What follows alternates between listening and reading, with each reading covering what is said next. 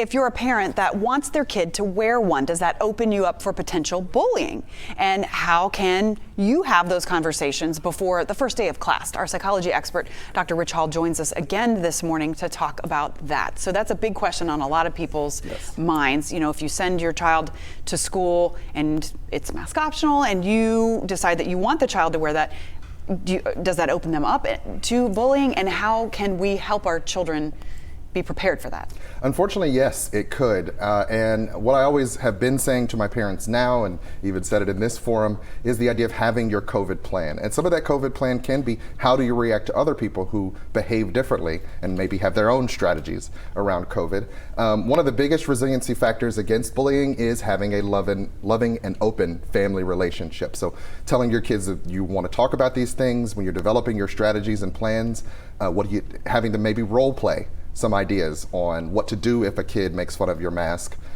You know, letting them go and pick out cool masks that other kids might be even jealous of. I know one of my friends, he got his kid a bunch of Optimus Prime masks, right, from Transformers, right? And so if a kid's making fun of that, it's like, I get to dress like Optimus Prime all day, right? So finding the humor is definitely one of the biggest kind of resiliency factors you can teach them, so that they can be ready for essentially the attacks that could come from other kids. And kind of playing on that, how do you convince them to keep that mask on, you know, all day? I know there would be times when they would have to take it off, or they can take it off at lunch, that type of thing. But if you're the parent and you're not there to watch them, how do you convince them of that? Always the toughest part of parenting, right? We tell them the right thing and we hope that they do it when they go out in the world. But it's just practice, practice, practice, and setting those expectations early and often. And so if you're having those conversations of, we're going to be wearing our masks all day, practicing that while they're at home before school starts, so that they're kind of used to doing it. Having conversations about, this is the time when you're supposed to take it off, like to eat your lunch or to go get a drink of water, whatever.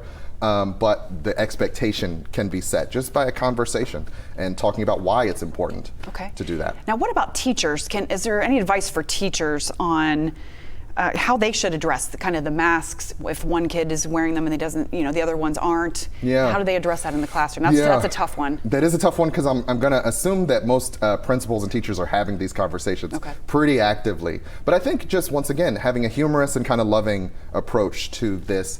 You know, kids have been watching adults have arguments about this online and in person. But if you take a sort of, once again, loving and humorous approach, more than likely you're going to be better heard than if you're, you know, being harsh or kind of pointing down at people and trying to force them to do things. Okay, that's a great point. Now, before we let you go, we do have a question from a viewer that we'd like to ask you. Brenda would like to know, how do we help our children prepare for the unknown, specifically for the children that are scared to engage or very hesitant to take part in different activities in school because they've been out of sync since March of 2020 and haven't had any contact with anyone really but their immediate family? That's another tough one. That is a tough one, because different kids react differently.